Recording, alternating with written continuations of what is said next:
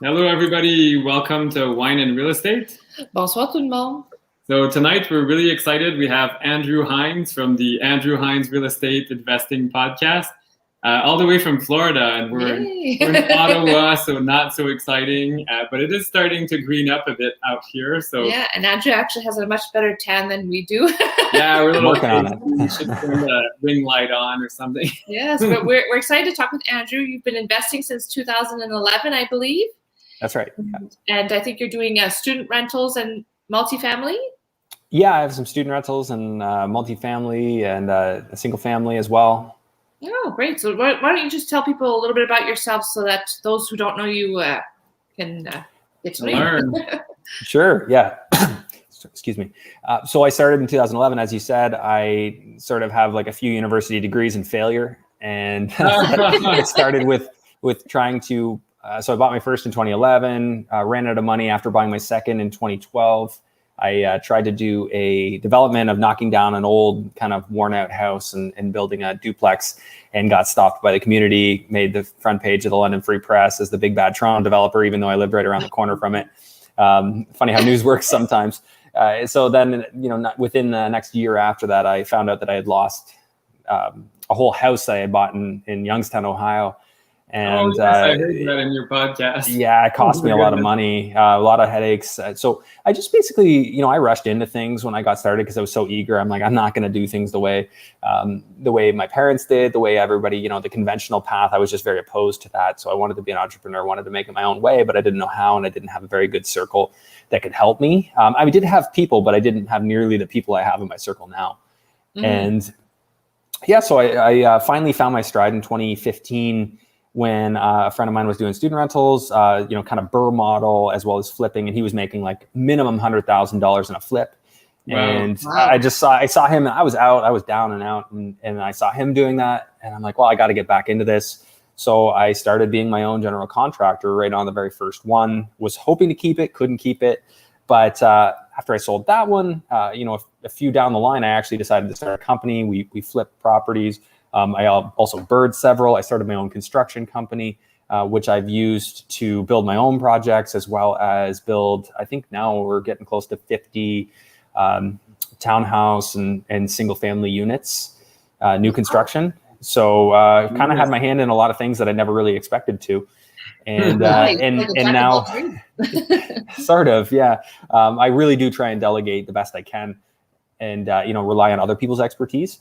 But so now I'm kind of changing gears as I see some things changing. I've liquidated some of my student rental holdings, and I'm actually looking at bringing some of that money down to Florida. So I've been down here for about 2.25 months, and been networking like crazy, doing my research and figuring out what next steps are. Awesome. Oh, that's cool. Yeah, we'd love to find out more because we are looking, like, hopefully this fall we'd like to buy one place to get started in Florida and then do more. Mm-hmm. Where in Florida are you looking right now? So we're in Southwest Florida, staying in North Naples. And my area of focus in terms of where I'm looking, and I see some opportunity, I like Cape Coral and pretty much anything in between. It's just the prices get a little bit more expensive if you come down to Naples. Naples is a much wealthier area. Not to say that you can't sometimes make the numbers work, but in Cape Coral and even areas like Lehigh Acres, which are just kind of like Southwest Florida, but not as affluent, I see it's a little bit more affordable. And that's a lot of what I'm trying to get at here. I want very reachable, very affordable housing, not government sponsored or anything, but I just want affordable housing for the average person living down here. Oh, cool. So is it multifamily? Are you doing single family homes or? You won't find many multi-families down here, especially in Southwest Florida. Like if you go to Tampa, you'll find some multis, but because there's a lot of land down here and they've not been at a shortage. Like if you go to Cape Coral, you will find, a subdivision with a 20-year-old house with 30 vacant lots, in the area. All around it? Yeah, all around it. Yeah. So there's no shortage of land to be used, but the prices are getting jacked up. Historically, it's been quite cheap to build down here. People were building even last year for as little as $95 a square foot on something quite nice. Yeah, we don't know those numbers at home, but they are going up now. And with all this supply chain disruption happening, I suspect that's only going to go up more and more. Okay, so where were you investing before Florida? Because you've been there for a few months now. So everything's in London, Ontario. Okay. That was sort of investing home for me, and I've invested in Youngstown, Ohio. I've done wholesale deals outside the city, but other than that, everything's been London focused. And what I found with London is it just got to this point where it went from being very affordable, and I really loved it. I liked that slow and steady market, and it just turned into this raging, over the top, exploding market. Yeah, crazy. I don't like markets like that. They're unpredictable. To me, that's not the type of market, because I'm not in it for the quick gains. I'm in it for the long-term, steady growth. That's where the real wealth is, and it's bad for everybody. It's bad for investors. It's bad for the general population. Even for tenants, they don't. Well, because they get priced out. The tenants get priced out, right? Because the tenants. Everybody. Because if you think about it, if it becomes 30% more expensive to buy the homes, but landlords don't think they can get the rents, they just don't buy for rentals. No. And then the rental supply dries up. So if you think supply and demand in the rental market, because there's less options, the tenants now have to bid up the price, which is what drives rents up. So it's bad for the landlords because they have to wait for the rents to catch up. But as they're waiting, the prices went up more. That's it. So it's just not a good deal for anyone. I think it's just really great to be in that balanced market. Of course, like we can all look back and say, hey, we made so much money, but if you have to pull it right back out and you're going to buy something else that's just as expensive and makes no sense, then what's the point? Yeah, it doesn't make sense at all. I think that's been happening a lot in the Ontario markets. Like London is a good example, but even St. Thomas, which is just a tiny little town next to it, is gotten super expensive. 25% more life. It's not true anymore. I know. I'm from St. Thomas, so that's why I know that. St. Thomas is historically was pretty affordable. It still is relative to London and relative to the rest of Ontario, but it's getting to the point now in London. I just had a property appraised at $515, and a realtor I know well said that's low. And what was it, like 2.25 years ago, I had that same property appraised at $315. So in 2.25 years, I jumped, 70-80% value. Like that just, you can't have that. That's not good, right? Like it's going to drive a lot of things, including inflation, which, we don't really want. No, that's for sure. So what made you jump then to go to the Florida market? I haven't officially made any investment here yet, but the big thing was just comparing the actual price to get in. Like, where does the dollar go further?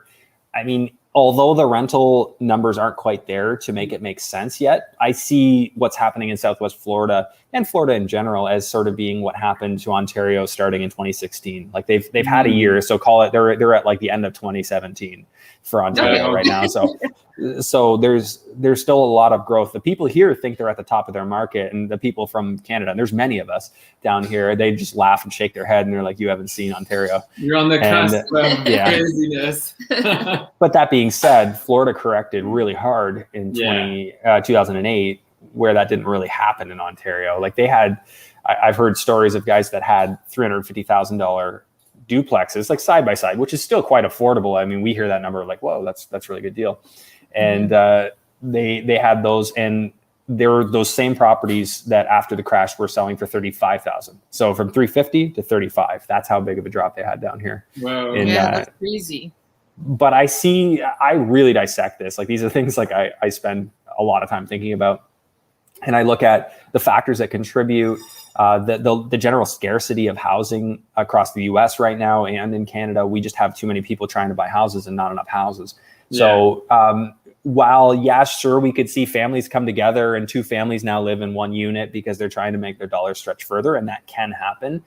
When you look at the cost to build, as long as these economies keep growing and people keep migrating into Florida, even if the correction does happen, I don't see it lasting long like it did last time. I think it'd be a down and then back up. Yeah, absolutely. Sorry about the dog barking. It's okay. It's life.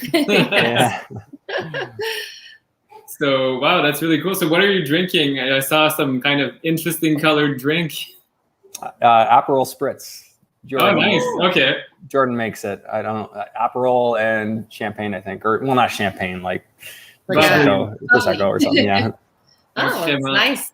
It goes with the Florida weather. Yes. We saw the neighbors drinking it, so Well, we had the same idea. You stole their recipe. Yeah. Perfect. Cool. So Yeah. François said you're a real numbers guy, and you were talking a bit about that. So what do you kind of look for when you're looking at a deal? Like, what are your kind of main criteria? Especially now, you're really changing. Like, we're used to long distance investing. Most of our investments are far. So this is, well, right now you're in Florida, but if you come back to Ontario, then you'll be kind of distance. Yeah, investing. distance. Yeah, there's a number of things. I mean, first of all is your fundamentals of your market. Are people migrating to your market? Are they going to stay in your market? Florida's not a place I would typically want to invest because it doesn't really have a lot of industry of its own. Yeah. It's more people go there for the tourism leisure, realize, hey, my money goes further here. I'd like to retire here. And then all the industry here is really just service the people that come in.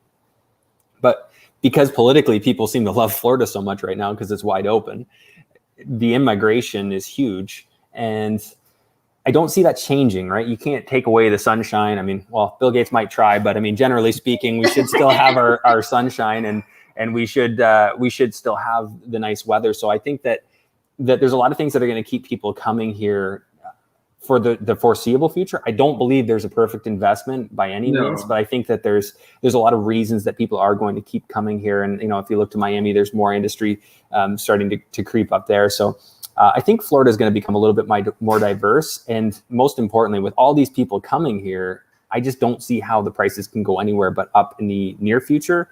Of course, if there's a major economic bust, you know, there could be a correction. I don't deny that, but we all got to make the best decisions that we can make in terms of what do we do now, right? Because it's like it's like the hardest question to answer when you see everything going crazy. You don't want to buy the top of any market. You don't want to buy in non-cash flow situations. So you know, just trying to avoid all that. I do see cash flow still works in Florida, although not nearly as well as it used to before they had this big boom. But I suspect we'll see something similar to what I've seen in London, where the rents tend to trail a year or two in catching up to how the values have increased. And that's been pretty consistent in London. I mean, of course, there's an affordability threshold, but you can still buy like a brand new construction duplex for under 500,000 here, like a side by side.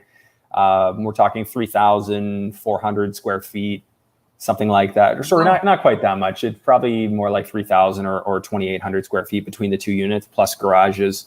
Still a good size. I mean, yeah, decent. Each unit's 3-bed, 2-bath. So right now, those are renting on the high end for about $1,650, and you know, still sounds pretty affordable compared to home, right? So I think when the inflation really hits and wages start getting increased, then there's more upward mobility there. Absolutely. And what's the tenant market like in Florida? Do you know, or it's a mix, right? Like it's a lot of service workers, right? A lot of people who, but then it's also some people who have come down here and just want to retire on less. So, you know, they just want the warm weather and they go to the beach. So you'll have that too. My grandmother used to come down to the east side of Florida, and she lived in one of those kind of 55 plus. I don't want to call it a trailer park. I don't want to call it a trailer, but it was sort of a modified trailer. Nice, modular homes. Yeah, some of them were actually nice. Yeah, it was fine. We had a great time when we used to come down and visit her. And so there's a lot of that kind of thing going down. People who just want to, snowbirds, they want to escape the cold. But now it's even more so people looking to relocate if they can work from Florida. You know, maybe their employer will allow them work at a distance. I think that there is some of that happening too. Yeah, and I think it's a whole movement internally within the country. Jennifer follows this guy, Slave City. He moved from Chicago to Florida because it's so much more affordable. So instead of being in a condo, now they have this big house and. Really nice. It's the same in Canada that's happening. Like Ontario, we're seeing a lot of migration. Like our tenant base in New Brunswick, it's all phone numbers from the GTA. I'm like, what are you guys doing there? They're being priced out, so they keep their jobs and they move. So like there's industry will follow as more people come here. There's the land to develop. There's the land to create more production facilities. The tax structure is really good here. The politics seem pretty good here. The one thing I say is I think is kind of weird is the regulations around building here. They're so regulated. Everything needs a permit. Really? Everything's regulated. Yeah, you wouldn't think that, but you know, no one would even replace a furnace and air conditioner without a permit here. Whereas at home, you just swap those out. Yeah, you just swap those out, right? So it's there definitely, you got to learn the differences of where you're working, but definitely still, I think tons of opportunity. And while we think it's really cheap, for them, they think it's really expensive. And I generally find that to be an opportunity, because people who live in a specific bubble, they don't always realize how good they have it. And that's when the outside investors come in. That's what happened to London, right? All the people who were from there, they're like, no, I'm not buying in this anymore. Meanwhile, all the Toronto investors kept coming in and pushing up the price. Yeah, exactly. I can't believe how crazy it's been in London. Like we never were able to invest in London, but we just were looking. We're like, oh my goodness, like you just see it going up like in jumps and bounds. And then we live in Ottawa, and I find Ottawa, it's about the same price now, London versus Ottawa. And the average family salary in London is much lower than Ottawa. So we're like, how do these people afford these places? Like they earn they still have good income, but on average, it's not as high, because Ottawa, it's all government. So there's never any issues here. I think it's going to stagnate for a while, right? Until the inflation gets to a point where people are getting raises multiple times a year just to kind of keep up with things. I think that, and I say that in all sincerity. Like I really do think that we could come there with the way money's being printed and how few people are actually contributing to producing goods and services right now. Very few. It used to be 38%, so now I'm sure it's in the 20s now. I just saw a number today, like really? roughly 20% of the population props up all of Canada. Wow. Like if you take away all the people who aren't working, all the people who aren't in government jobs, all the people producing goods and services for use in Canada, roughly, it's in the 20% Yeah, that's France not almost. That's not good. Yeah, if we could get that number close to 100%, I mean, my goodness, what prosperity we would have in Canada. It's really it's not a good number, but anyway. So that's to my point. I think that we're going to see a stagnation once you get to this point where people just can't afford to pay more, right? If you think mortgage qualification rules, there's going to come a point where rents hit that threshold and they really can't afford anymore. Yeah. So then they just spread further. That's what I think. So like cities like Chatham and Windsor, that's why they've seen such massive booms, because your money goes further and people are going north. Sudbury's seeing such a boom. I think Sudbury's such an opportunity right now. But it's surprising. The challenge is, one, it's cold, two, it's far, and I don't know. I don't really want to go north. I want to get warmer, not colder. Yes. And it is a traditionally poor population in the Sudbury area. So it's very industrial. Well, people get pushed out, right? Like even Hamilton, look at it used to be very, let's just say the average income in Hamilton has been increasing over the years. Significantly. And then the other people kind of get pushed out and they move further away to different cities. Yeah, absolutely. Going back to Sudbury, I read the Laurentian University, which is quite big, is actually going bankrupt. So that's quite an interesting tidbit for Sudbury. Yeah. So it's kind of sad, because it was doing very well, but now. So they're going to close? Like I would, or do you think somebody will buy them up in receivership and continue to run the school? I think so, because they had a student base and everything, and it's a bilingual university. It's quite big. It's been around many years, but now, anyway, I read in the paper, I'm like, wow, a university? I never even thought that was possible. For a university to close in Canada, I mean, we're in some pretty unprecedented times, unfortunately. With the announcement of the Liberals support universal basic income, I mean, that'll change the fabric of Canada forever, and not in a good way, unfortunately. So I really hope that doesn't pass, but I'm not sure that not sure that people will stand up to it. I hope they will. No. Yes. So you said you're also a general contractor. Tell us a little bit about that. How did that come about? I mean, you were investing in real estate and decided to start doing your own renovations, basically? It's hard to find labor, I assume. And you know what? It was a conversation I had with a friend of mine who was doing it, and he had been his own general contractor. And my first project, I only had I had like a projected buffer of 40,000, 50,000 or something like that. Not really that big in the grand scheme of things. And I told him my plan, and I said, I'm going to find a general contractor to do this for me. He's like, if you do that, you'll lose money 100%. And I'm like, okay, I guess I won't do that.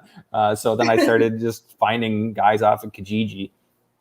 And it was really rough because they were really obviously, mixed use of violence or drug addicted people. But as I weeded them out, you hire and fire. Some are skilled sometimes. What's that? Yeah, some skilled. I found surprising. I found like some of the best, like my base of contractors now actually came from a guy that I found that way. His sister saw my ad on Kijiji, told him to call me, and he started working for me. And he ended up managing sites for me. He's a great carpenter. He still does work for me to this day. And he's recommended other people. His sphere of influence has actually helped my business tremendously. And I owe a lot of the wealth I've generated to his efforts. So yeah, you can find great things. It's just about, I mean, nothing's perfect the first time around, right? No. You constantly, so yes, I found, you know, some people who weren't the best, but I also found some really good contacts out of all that. But it was a pretty high, you know, fire to hire, you know, so out of 20 people, I mean, I probably kept one, you know, so that's, okay. Yeah. So you did a lot of weeding. Yeah, but it was quick, right? They come in, I said, we'll try it out. Okay, this isn't working out. I need you to go. So yeah, that's kind of how that worked. And after that, it was like, I kind of became a little bit control obsessed, especially given what happened to me in Ohio and, you know, having a house get destroyed on me. I had trusted a general in the past and it didn't work out. So I was just being overly cautious in the other direction. And things started going smoothly though. And I built up a good team. And then I got asked to finish a 27 townhouse project. So it was 47 towns in total. And the current builder that was building the first half, he didn't really want to keep going. It was going a little slow. And I got asked by my mother-in-law, she's like, well, things are going well for you in London. This is in London as well. Do you want to build this for me? Yeah. So it was just kind of like a little serendipitous. It happened really nice coincidence that she was building in London and she knew that I was able to make it happen. So I just said, wow, this is way over my head. This is not something that I'm ready for. Therefore, I'm going to overcompensate again. So I threw myself into it, immersed myself and, you know, incorporated a company, got all the registrations, you know, met a bookkeeper, got her on board and figured out how to get my workers' comp and how to get my safety procedures and all that. Yeah. And then I built around knowing that my core had been in the industry a really long time and I would learn what I didn't know through my core group of contacts and contractors. So that's sort of the birth of it. And then of course, after, you know, one big project like that, why stop, right? You know, you kind of figure it out. Like, so I've built custom houses and more townhouses. I'm building 126. Looks like I'm building 126 houses in the Sarnia area over the next couple of years. Nice. Along with a clubhouse, and I just finished 15 townhouses down the road from that. So yeah, just kind of different stuff like that, utilizing the team that I have and the contacts that I have. Oh, that's awesome. So you're not actually swinging any hammers yourself. You're just kind of coordinating it all. Yeah, I'm probably one of the few that has a general contractor business that really I only ever swung the hammer maybe a couple, you know, one or two projects a little bit and not effectively, like just a little bit here and there. Like it was like an HGTV host. Yeah, let me grab a piece of wood to look like I'm doing something. Was never really any good at that. I wasn't afraid to get my hands, you know, dirty. If I really did see a point of being on site. Like the first project, I was on site every single day, but I was mostly working with my phone and calling and hiring, firing, that kind of thing. You know, keeping things moving. Anytime I found myself picking up tools, I had to like say, "What am I doing?" Like, no, not doing that. Like, put that down. Pick up the phone and get somebody here who knows what they're doing. That was always what I would tell myself. I did frame one basement with my friend who we did a deal. Actually, many deals. We started a company together. Framed one basement ourselves, and we're like, never again. We just good experience. Don't want to do that again. It was fun. Like I wouldn't mind like, you know, framing my own house one day, but I don't want to do it under the gun. Like I wouldn't mind helping. I just don't want to. You know, it's not my expertise to do that. Yeah.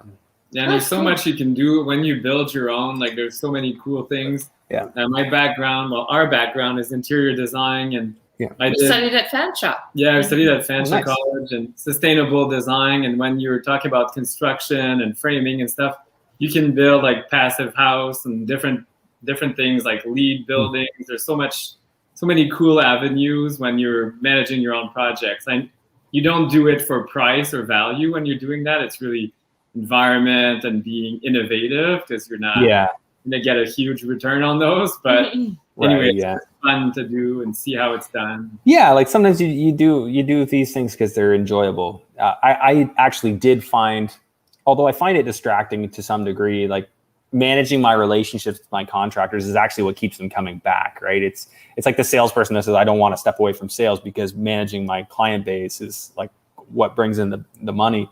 I consider good contacts and good contractors sort of the lifeblood of a GC business, and making sure they know I'm looking out for them is important to me. But it is a time commitment. But what I do now is I manage the initial relationship and introduction, but I'm not really involved. I have my site supervisor sort of coordinate and handle everything in terms of site work.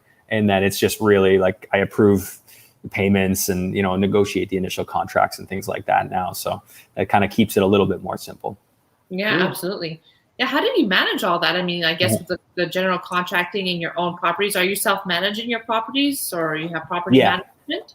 Yeah. So I did have property management, and I decided that there was more value in me self-managing, but using my team. So again, I'm not doing this stuff myself. So I've got many good contacts that will help me out if I need a door opened or something like that. Podcast helps with that too, because I got people in London that listen in, and they say, hey, if you ever need anything in London, I'll help you out. So that's cool. Yeah, so I've been able to do that. I've got a good handyman that will take care of whatever's needed. Transitions can be a bit tough, but I've got people that'll help me there, help me with cleaning, renting, leasing.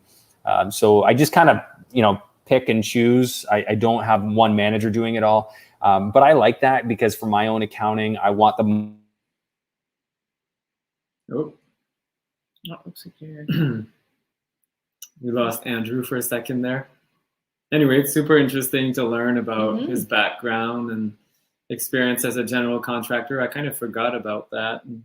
Yeah. His renovation experience kind of reminds me of ours. Yeah, higher and fire and higher and fire. So. Yes. Oh. Hey, so my power actually just shorted out. So wow. We're hotspotting on my phone until the internet comes back on. I'll switch it back over. But okay. Yeah. Sorry. Where did I cut out? About property management. Yes. Self-managing. Yeah. So I just pick and choose kind of like the different services.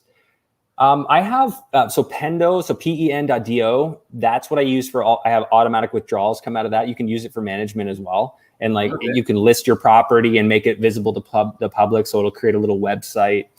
So it'll show me which bedrooms are rented. I mean, I rent units, but you can separate it into bedrooms as well. Yeah. And just doing stuff like that. So collecting the payments and putting it in my account, that simplifies things a lot.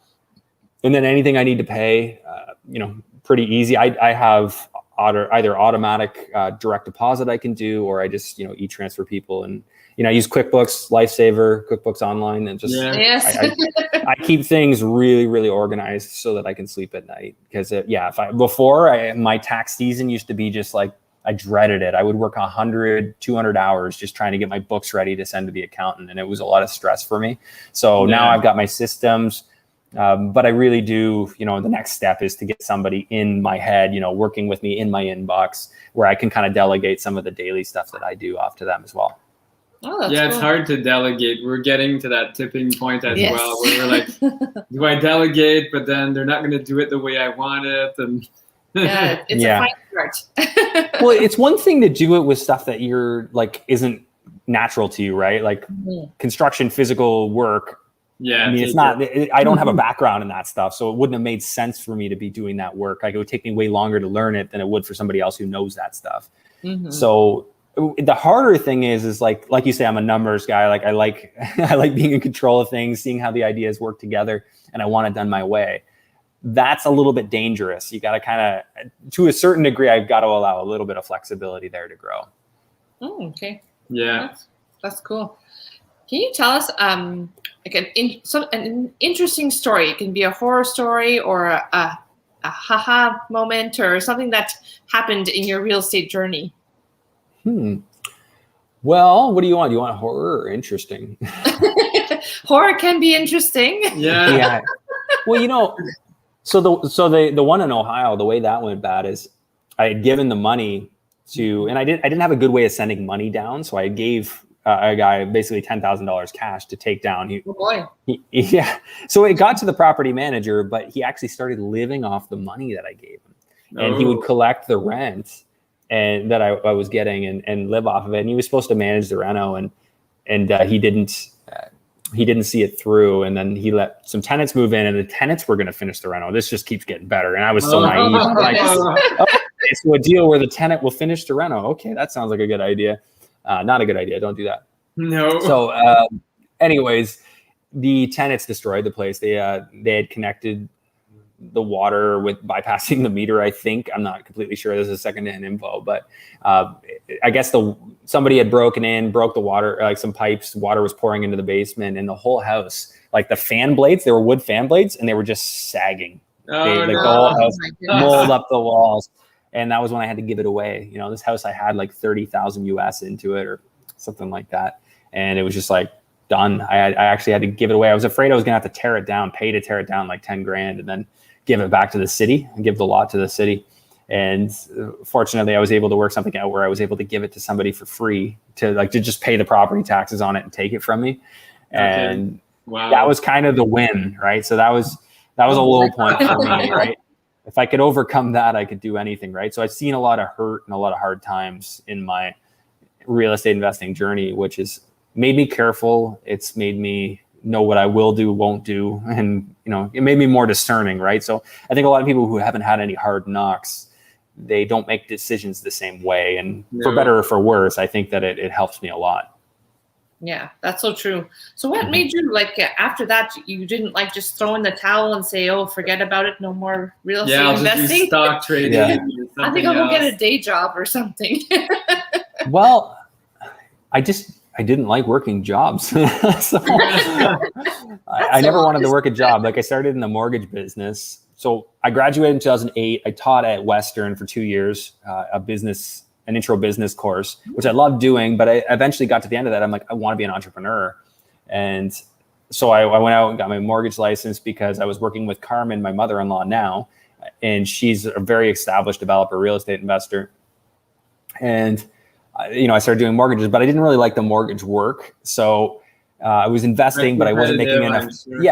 Yeah, I wasn't making enough money in the mortgage thing to go buy a whole bunch of real estate. And I didn't know what burring was. I didn't know anybody flipping at the time. So I didn't have the sphere of influence. So I kind of just, tried things. And that's what led me to the duplex that didn't work out, to doing Ohio and getting myself into a whole bunch of a mess. But at the end of all that, I'm like, what am I going to do? Just go back to doing mortgages full time? Like, am I going to do this? So eventually I figured it out that I've got to get back into this. And big reason for that was my friend in London who I'd known since 2010, who was just crushing it, worth multi-millions of dollars at the time. And here I am broke and barely, barely anything, almost like a negative net worth at the time. And just decided, okay, all in, So I went back and actually taught for a year again after all of that. And then that got me back in London physically. And when I was in London, I was just scoping out properties. And as soon as that contract was up, I was just full-time doing real estate deals, whether it was, trying to do burrs, flips, everything, and never really looked back. And then it was into contracting. So for a while there, it was, flip a property and sell the property for income. But then I'm like, well, if I do the general contracting, I don't need to sell properties for income. I can just do burrs. And that was the idea. So it was helping me to build income. So fortunately, if I hadn't had the people I had around me, I wouldn't have got back in. I would have been out. Like people who lose like I lost to get started, they don't come back into this game. Usually. Yeah, they don't stick with it. So it's a tough first lesson to learn, right? Come back for more. Yeah.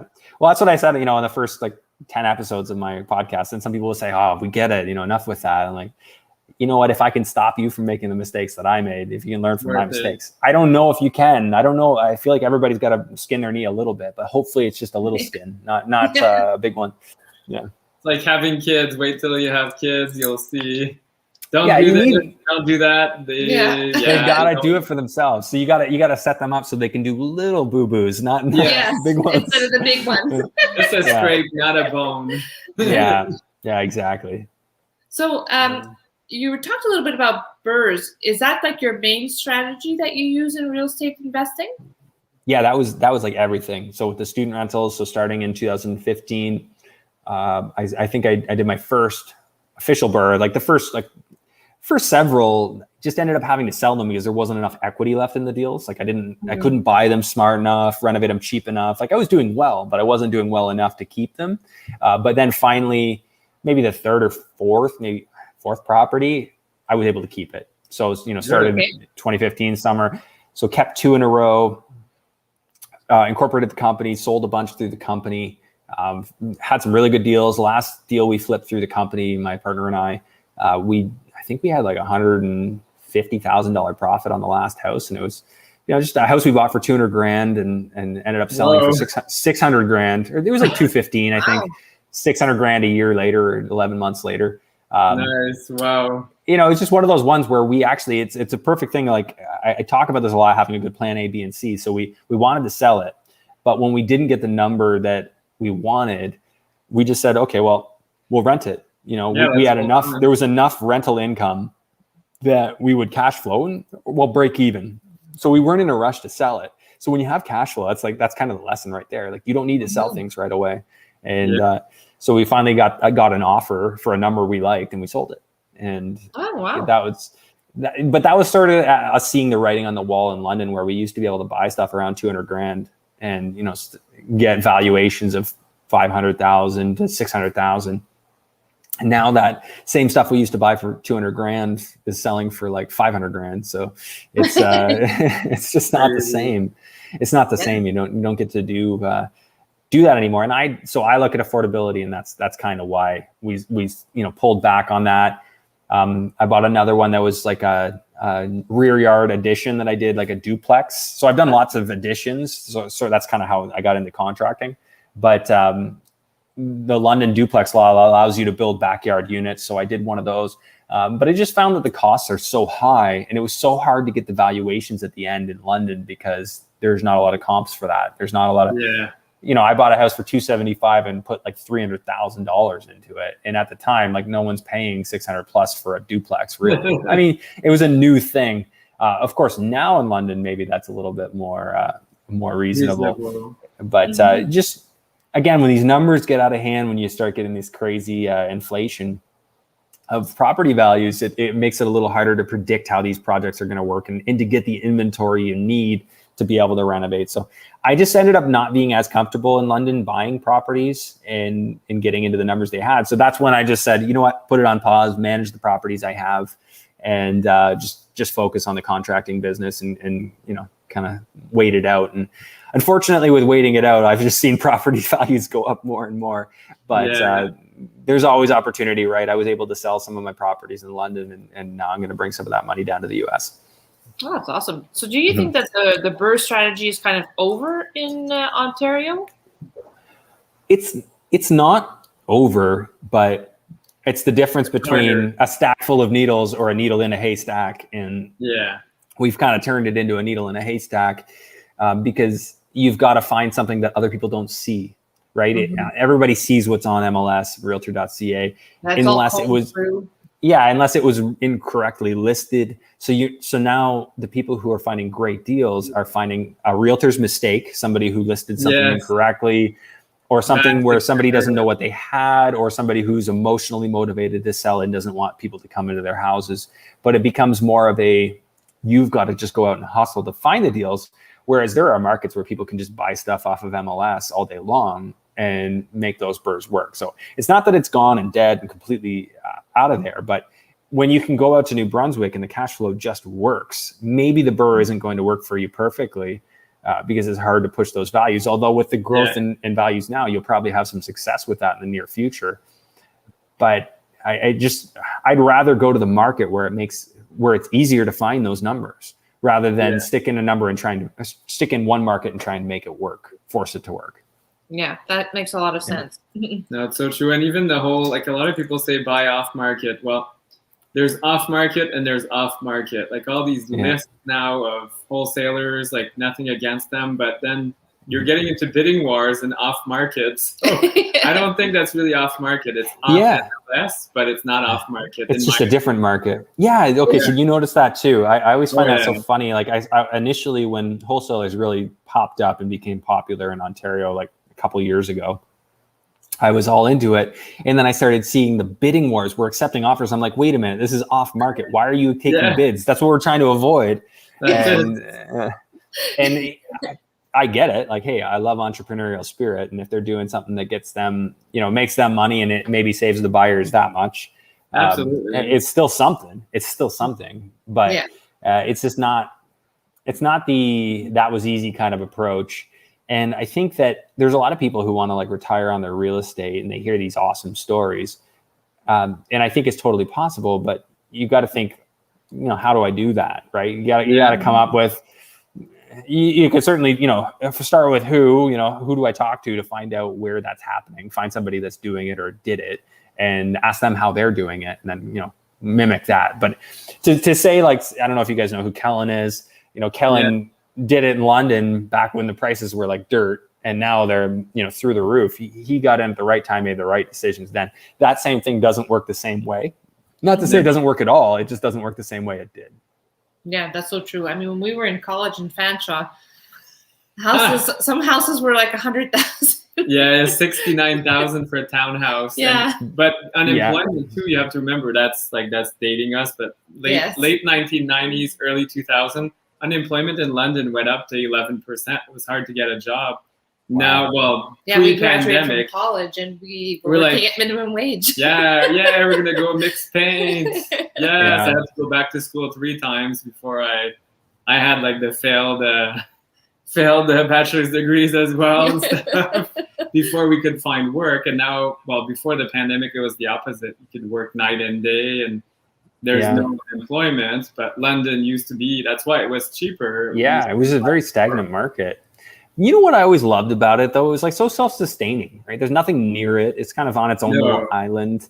So it had to have everything, right? It had to have everything it needed, its own industry, its own services to provide for the people that live there, its own hospitals, education, everything. I love that it was just so self-sustaining as a city, whereas you look at the GTA and like Burlington doesn't have everything you need. You got to go to Hamilton. You got to go to Toronto. So I always liked that about London. And I'd love to find more cities like that.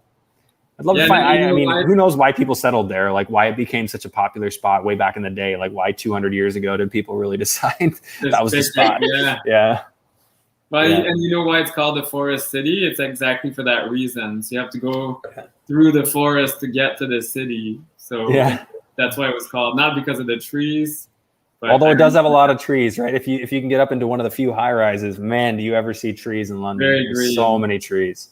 Yeah, that's so true. Yeah. So what do you kind of see happening over the next little while, like with COVID and money printing? You had mentioned a little bit about the government. Like, I know you can't predict anything, but I mean, what do you kind of see happening in the market? I mean, do you think it's going to be a big change, or are prices going to go down, or?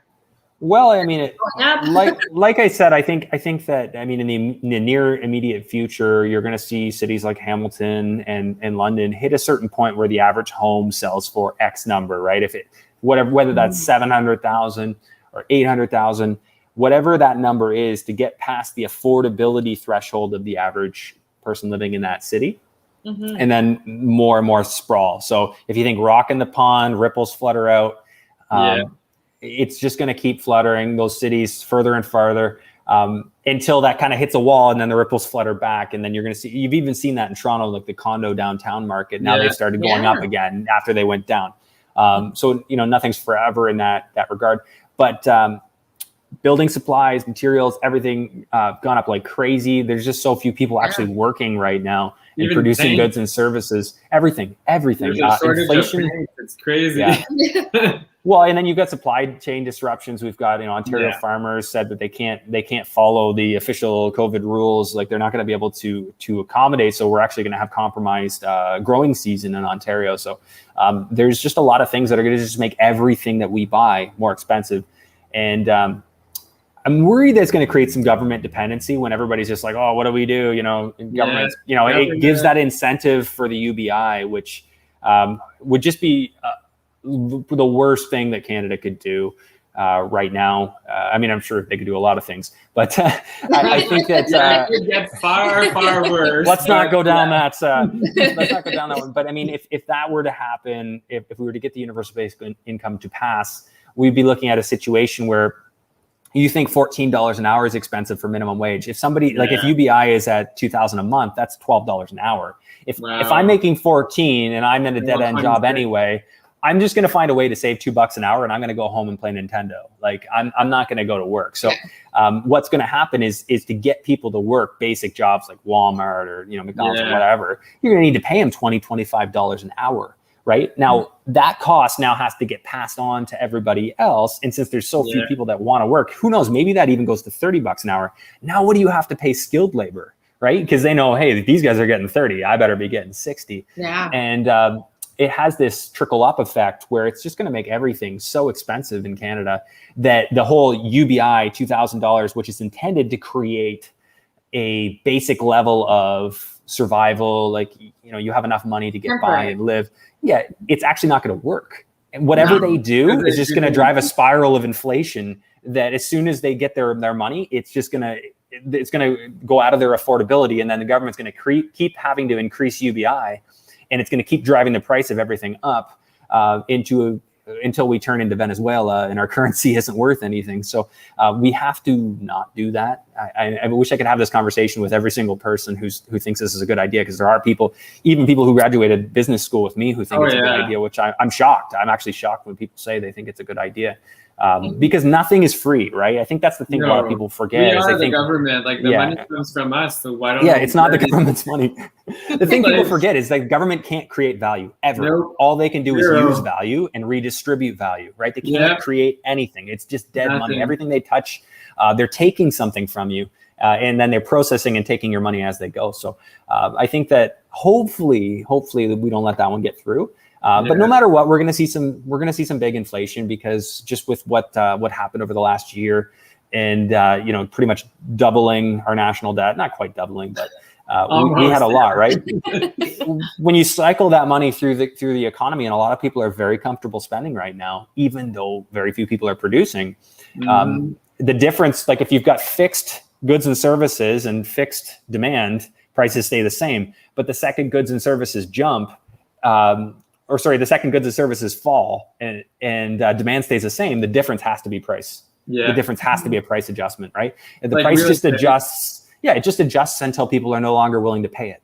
And exactly. I wonder, again, I think listening to a lot of future, I don't know in English, futurologues, so it's futurologists, so people that predict the future, but they're not like clairvoyants or anything like that. They study trends and stuff, and there's Jacques Attali, he's French, very well known, and he's talking, we're entering supposedly very soon, and I could see it happening, is the era of automation. Like all these lower end jobs would become supplied by robots, but where are they? Because this could really then work. Then that would be a self-fulfilling prophecy. You have the basic income and all these robots and people sitting back and we're living in WALL-E basically. The problem with that is, you don't want to be in a situation where you're dependent on a government that's in the last year shown an incredible propensity for authoritarian rule, like dictating what you can do, when you can go out. I mean, that's a very dangerous proposition to allow your government to get so big.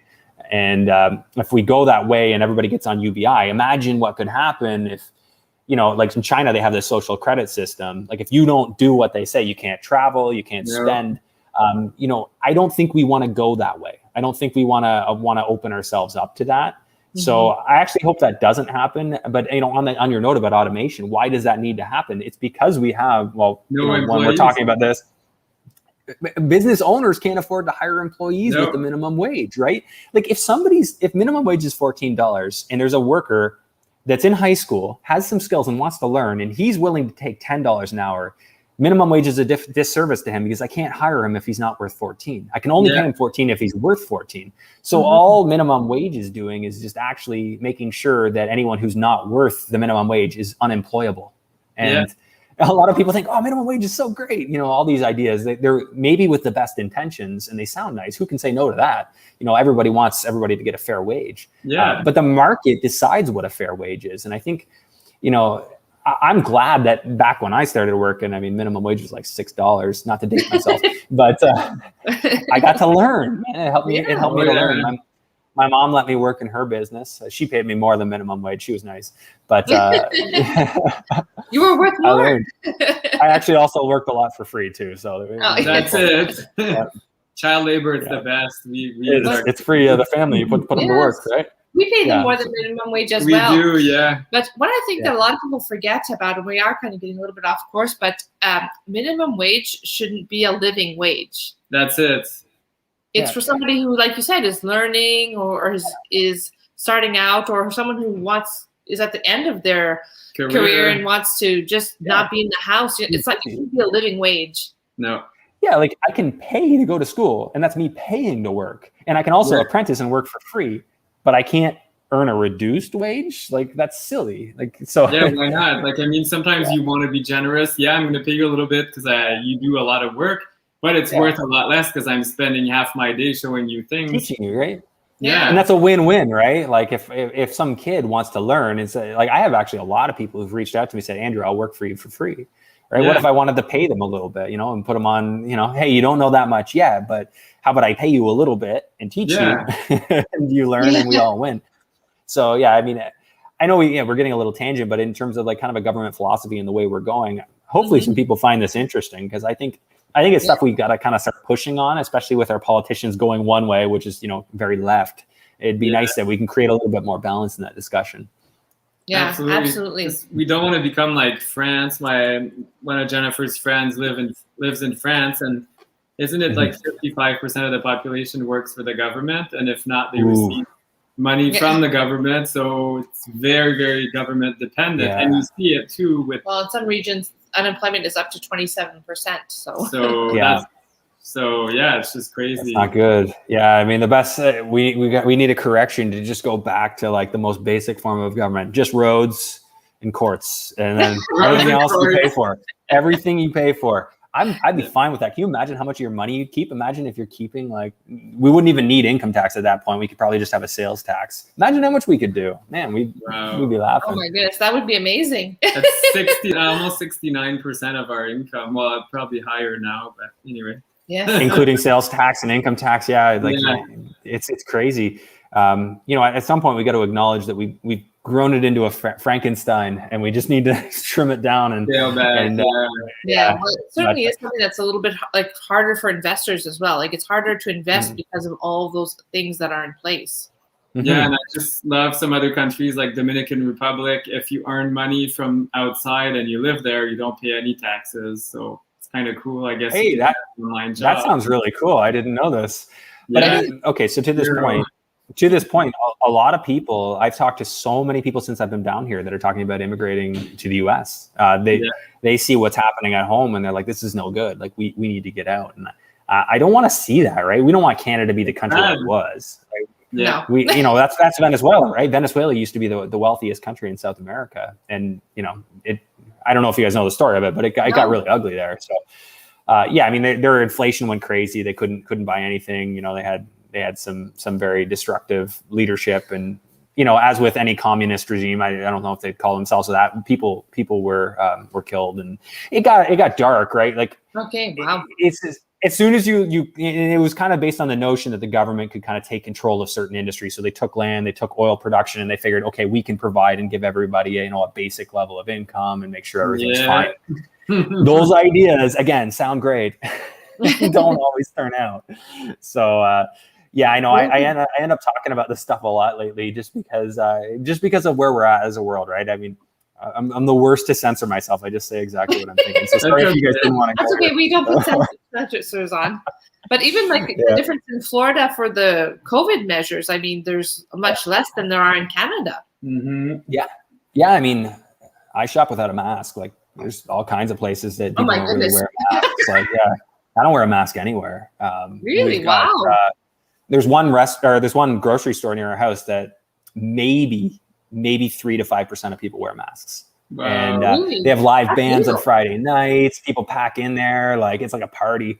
It's like you've entered a parallel universe being here in Florida, in Ontario. I can't imagine that because now we're in lockdown again. But I mean, I think that if we didn't wear a mask somewhere, like we'd get a really bad, dirty look right now. Oh yeah, you get beat. You might get a tomato thrown at your head in the grocery store. But no, that's not down here. I mean, even in places where most people are wearing it, there's still a handful of people that aren't. And everyone's respectful. It's just, it's like normal human decency. COVID cases there? No, they're doing great. On a per capita basis, like cases per 100 or cases per million, and then their case mortality ratio, they're doing better than like New York State, which totally locked down. So they have this funny thing going on in the US right now where the more lockdown states are actually doing worse than the open states. Really? Wow. Go figure that one. Yeah. That's amazing. Yeah. And is COVID affecting the market in Florida? Like the real estate market, or? Is it affecting the market? Yeah. Negatively or positively or? No, I mean, their real estate prices are so hot here. Their real estate prices are so hot here. Everything's going up through the roof. Everything's going crazy down here. So the getting is still good down here. But this is why people are flocking here. That's what I mean. Like the in-migration to Florida is crazy because it's like normal life. Like you can live a normal life here. Whereas in Ontario, it's a year of not being able to. Like they've been 100% open here, 100% open here for I think 7 months now, and they're fine. Like nothing's gone crazy. This is the thing that's ignored. No, we go to the beach. We're actually, I don't know if you can see it here. We're on the beach. We're actually staying at the beach right now. Beach rentals down 5-day vacancy they had, so we just snuck in. We're staying here for a few days in Fort Myers Beach, which it's beautiful. Like it's really nice down here. Not to rub that in. I'm not trying to rub that in. I just think that we need to. Thanks, Andrew. We do need to get upset. We do need to get upset with Doug Ford and what he's doing, and the fact that there's no balance in the discussion of what's happening, because there's many cases of people doing just fine that have opened up. But a fear's got to stop at some point. We've got to move on with life at some point. So hoping that they'll see the light and we'll move on. And what about being able to take the risk? Like maybe some people want to die from it, and maybe some people want to be exposed to it and get it over with, like assisted death and all that, like assisted suicide. Then maybe and those are up, right? There's a lot of that kind of thing. I think, I mean, there are some elderly who it might be their last year, right? It's not really fair to lock them up for the last year of their life and say you can't go outside, right? So I think we all have to make our own decision. I like that down here they've left it up to people. Hey, if you're scared, stay home. If you feel comfortable, go out. And we'll enforce our hospitals and make sure that they're ready to go. And they've done a good job of that. And I'd like to see that happen at home. I'd really like to see that happen at home. Before retiring to focus on real estate, I worked in a retirement home, and a lot of the residents were like, I wish I could just see my kids, and if it's my last day, I'm happy. I just don't want to be locked up, like you said. And the suicide rate was super high, and people were like... It's super sad. It's sad that we can't have this conversation without, getting shamed or getting censored. But I mean, that doesn't work on me. So, too bad. Cool. Well, it's been a pleasure chatting with you. Thank you so much for taking the time out of your busy Florida life. Yes. And, I'll be home eventually. We'll see when this opens up. I'll come home. Yes. Anyways, thank you very much for the invite. Every time we think about coming home, they do something and we're like, okay, we'll just stay. You can for a little while longer. I'd wait till the fall or later. I don't know if I want the Florida summer. It's hot, but it's already getting hot, but we'll be okay. We were actually in Florida at Disney in August of 2017 with the kids. Degrees. It was so hot. Like we were like literally running into the souvenir store saying, we need air conditioning. We're Canadians. We're melting. You don't want to be inland Florida in August. That's like the hottest month. And then inland is worse. Like if you're on the water, it's a little bit more temperate. So that's not a good place to be. It was very bad. We had like those cooling scarves and everything. Total tourist look. We lost 10 pounds. I should go back there for a year. I'll be good. That's all right. Maybe I should go to Orlando. There you go. But yes, thank you for joining us, Andrew. It really was a pleasure. We were fortunate to chat with you and hear about your experience and to hear about Florida life. I think that François is definitely going to be pushing to buy something. Oh yeah, here. I'm willing. I am getting a boat. I'm gonna swim over whatever it takes at this point. Yeah. Well, yeah. Just send me a message. I'll help you however I can. Okay, Great, that's awesome. Thank you. Okay. Thanks, guys. Take care. Have a good night.